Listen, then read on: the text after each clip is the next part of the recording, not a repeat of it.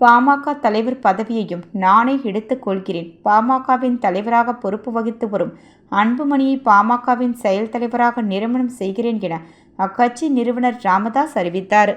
பாமக கட்சியின் தலைவராக அன்புமணி இருந்து வந்தார்.